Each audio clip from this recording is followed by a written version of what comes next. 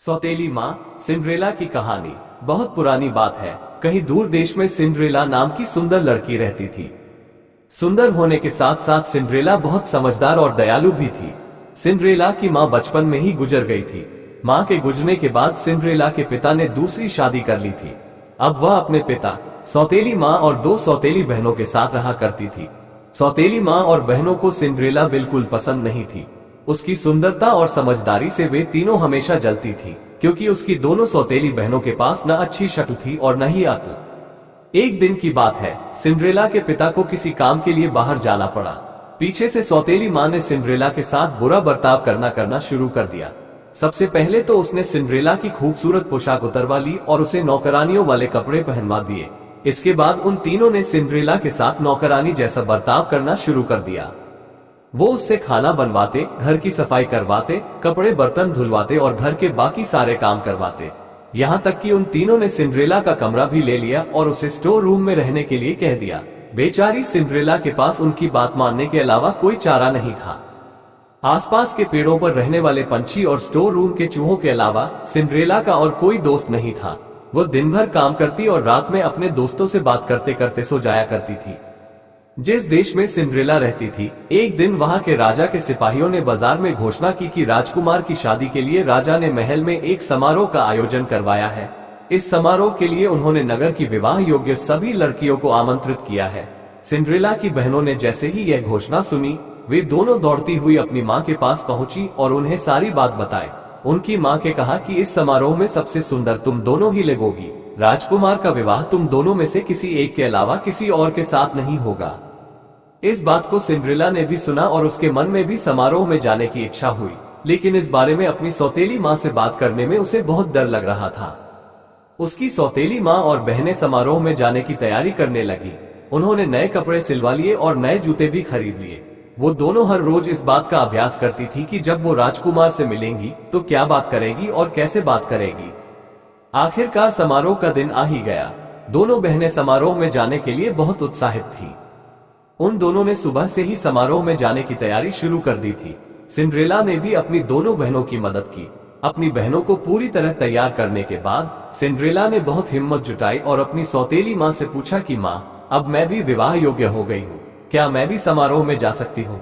ये सुनकर वे तीनों जोर जोर से हंसने लगी और कहा, राजकुमार को अपने लिए पत्नी चाहिए, नौकरानी नहीं। ये कहकर वो तीनों वहां से चली गई। उनके जाने के बाद सिंड्रेला बहुत उदास हो गई और रोने लगी। तभी उसके सामने एक तेज रोशनी आई, जिसमें से एक परी निकली। परी ने सिंड्रेला को अपने पास बुलाया और कहा, मेरी प्यारी सिंड्रेला, मैं जानती हूँ कि तुम क्यों दुखी हो, लेकिन अब तुम्हारे मुस्कुराने का समय आ गया है। तुम भी उस समारोह का हिस्सा बन पाओगी। इसके लिए मुझे सिर्फ एक कद्दू और 5 चूहों की जरूरत है। सिंड्रेला कुछ समझ नहीं पाए, लेकिन फिर भी उसने बिल्कुल वैसा ही किया जैसा परी ने कहा। वो दौड़ती हुई किचन में गई और एक बड़ा सा कद्दू उठा लाए। उसके बाद वो स्टोर रूम में गई और अपने मित्र चूहों को ले आए। सब कुछ मिल जाने के बाद परी ने अपनी जादुई छड़ी को घुमाया और कद्दू को एक बगी में बदल दिया। फिर वो चूहों की तरफ मुड़ी।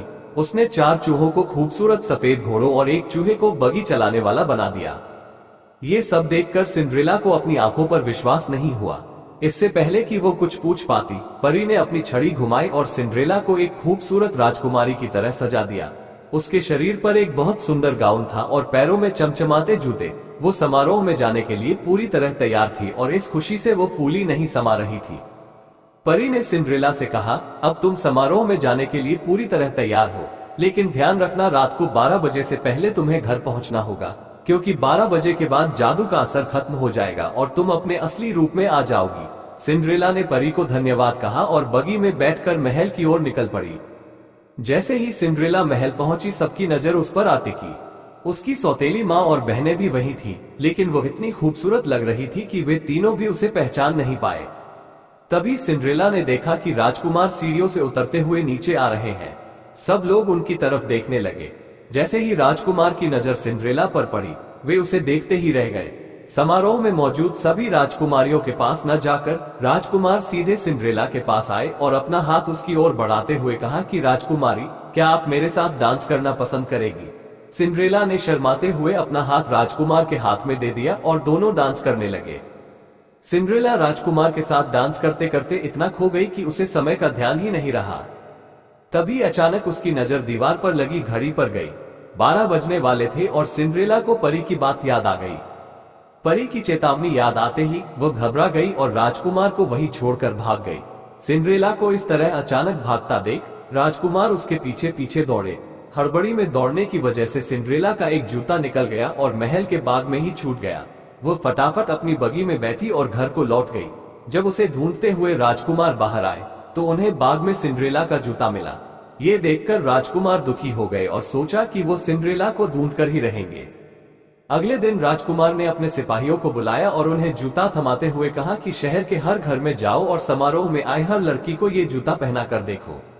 जिसके भी पैर में ये जूता आ जाए उसे यहाँ ले आओ। सिपाहियों ने बिल्कुल ऐसा ही किया। वे शहर के हर घर में गए और समारोह में आए हर लड़की को जूता पहना कर देखा। किसी को जूता छोटा पड़ रहा था और किसी को बड़ा। सारा शहर घूमने के बाद आखिर में सिपाही सिंड्रेला के घर पहुंचे। जैसे ही सिंड्रेला ने सिपाहियों को देखा तो वह समझ गई कि ये राजकुमार के कहने पर आए हैं और वह खुशी से दरवाजे की तरफ दौड़ी। सिपाही महल की ओर लौट ही रहे थे कि तभी उन्हें सिंड्रेला की आवाज आए, मुझे भी जूता पहन कर देखना है। ये सुनकर सौतेली माँ और बहनें हंसने लगी, लेकिन सिपाही ने सिंड्रेला को भी जूता पहनने का मौका दिया। जैसे ही उसने पैर जूते में डाला वह आसानी से उसके पैर में आ गया। ये देखकर सभी चौंक गए और सिपाही ने सिंड्रेला से पूछा, क्या ये जूता आपका है? इस पर सिंड्रेला ने हाँ में अपना सिर हिलाया। सिपाही सिंड्रेला को बगी में बिठाकर महल ले गए, जहां उसे देखकर राजकुमार बहुत खुश हुए। उन्होंने सिंड्रेला के सामने शादी का प्रस्ताव रखा, जिसे उसने प्रसन्नता से स्वीकार कर लिया।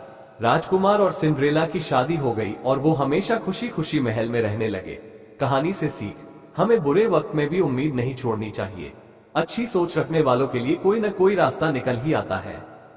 ऐसी और मजेदार कहानियां सुनने के लिए हमारी चैनल को लाइक कीजिए, शेयर कीजिए, सब्सक्राइब कीजिए और फॉलो कीजिए।